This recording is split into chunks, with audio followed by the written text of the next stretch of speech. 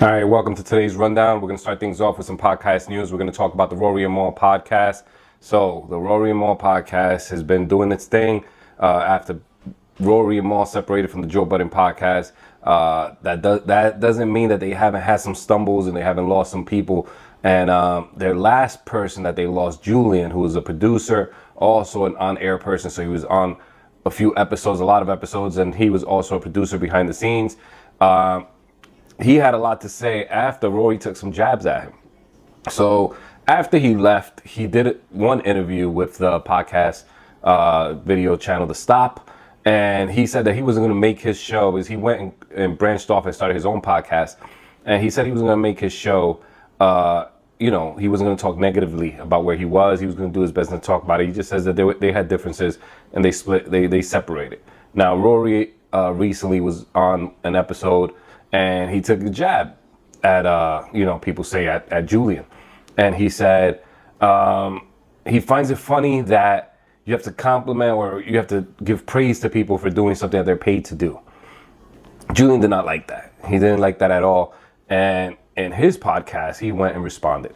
Now, I'm not going to play the clip. I'm just going to tell you what I heard, and this is what he said. If you want to hear it, you can go check out his podcast. We'll put it in the description, and you can check that out. Now, I'll also put on Rory's podcast on there as well in the description, just so you have that as well. So what Julian said was, he said basically that working there was very difficult, that there was no sense of structure, there was no sense of corporate.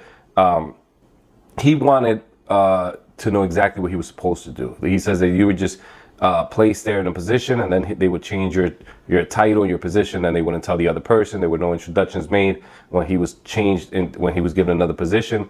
And then people ended up stepping on toes, basically. So one complaint that he did have was he spoke about Mal.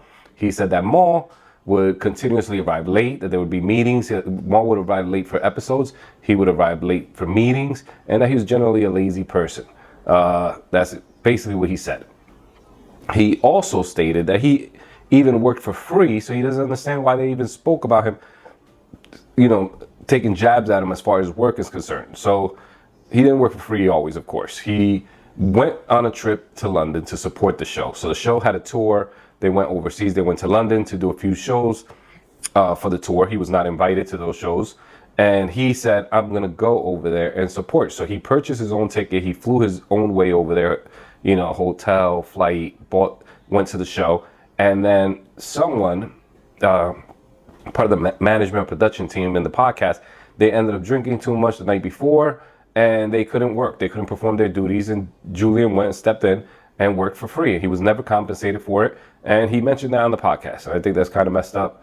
Because if you got a guy that flew over here and he's helping you guys out, this is not, hey, you're part of the team, whenever you can help us out. No, this is you flying overseas on your own dime, and flights over to London aren't cheap, hotels aren't cheap, and they should have gave you something for it.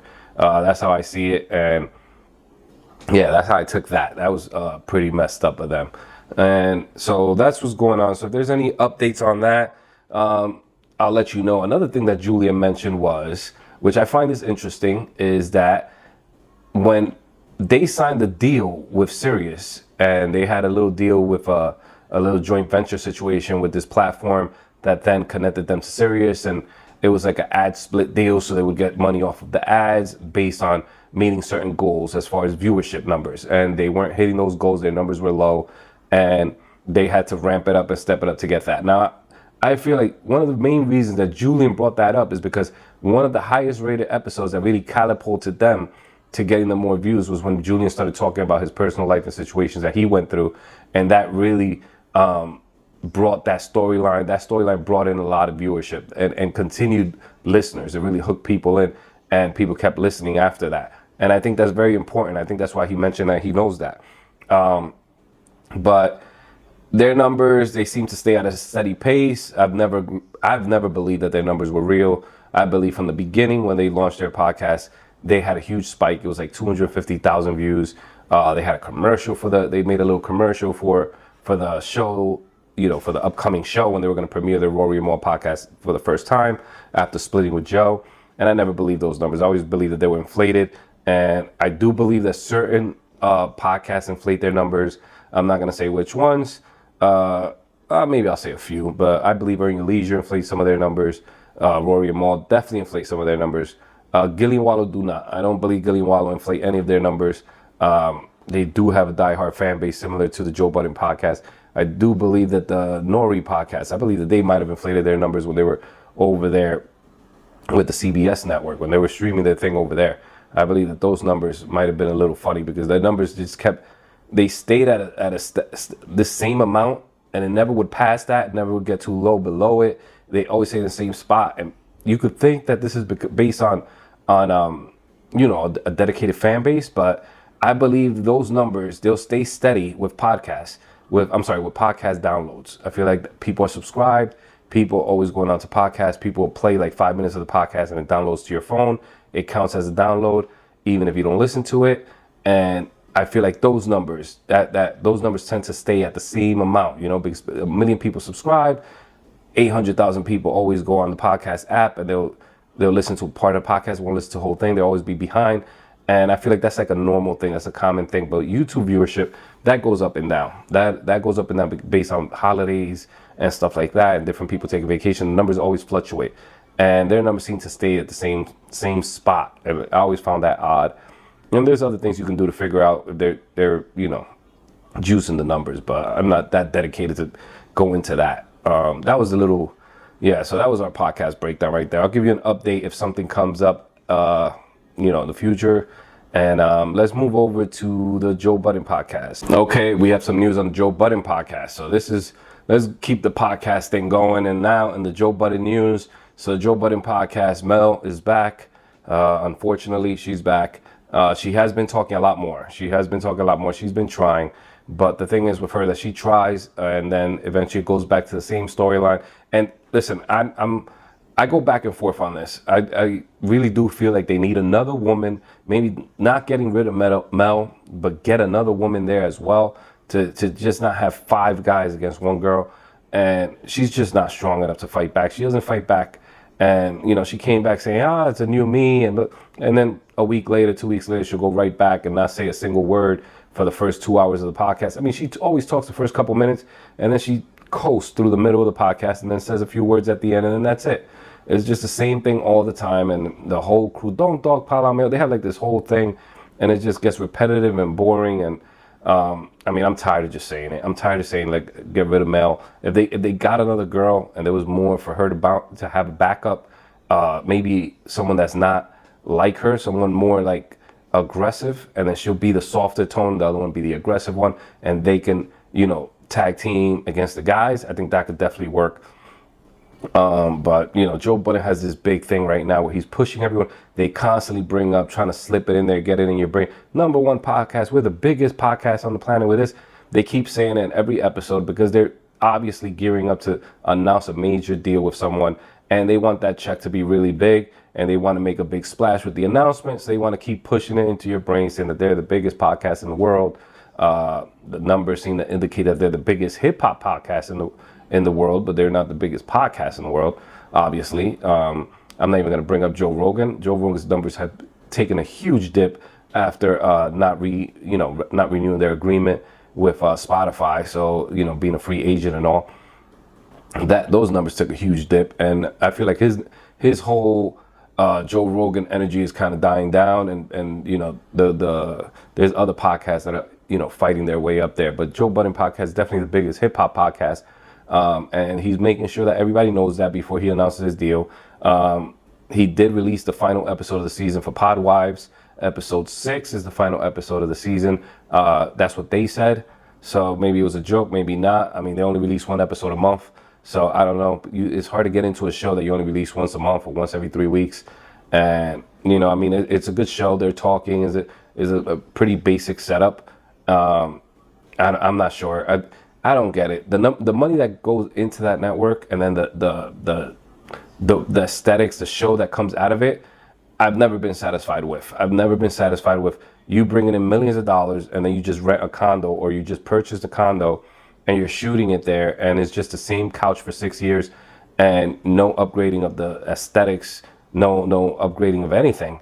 And I understand if it's not broke, don't fix it. Don't change something that's working.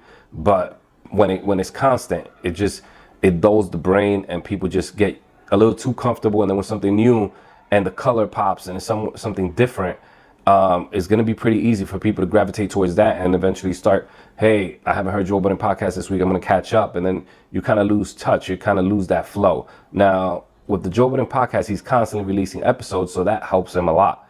So because he's releasing so many episodes per week, and they build some kind of a storyline to it, every episode they're referencing a Patreon episode, they're referencing a previous episode, then you always want to, stay up to date on it and listen to it.